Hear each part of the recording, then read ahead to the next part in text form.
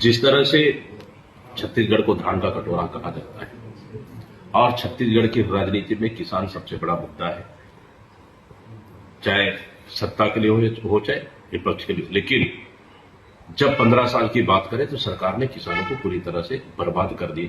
लेकिन हमारी सरकार आने के बाद 2018 में हम किसानों का कर्जा माफी भी किए और पांच साल हम 2500 के मान से बल्कि 2640 तक किसानों को हम लोग धान का वाजिब मूल्य भी दिए। लेकिन ये सरकार सत्ता हासिल करने के लिए 21 कुंटल प्रति एकड़ 21 कुंटल का वादा करती है, फिर उसके बाद 3100 रुपये समर्थन मूल्य का वादा करती है।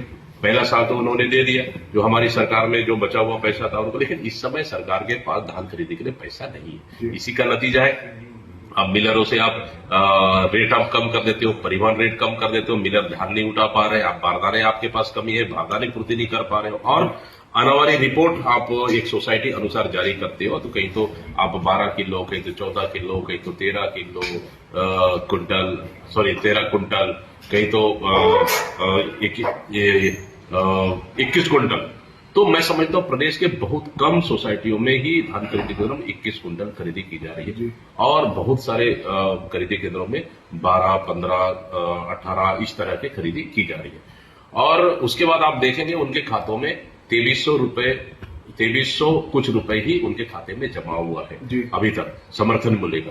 आखिर 3100 रुपए तो नहीं हुआ। हमारा सवाल तो ये है, आपने 21 कुंटल देने का खरीदने का वादा किया था तो 21 कुंटल क्यों नहीं?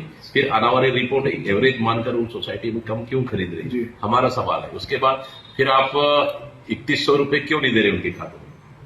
हमारा सवाल है। अगर सरकार 2100 रुपए अगर दे रही है तो हमको दिखा दे भाई ये खाते में हम लोगों ने 3100 रुपए दे दिए।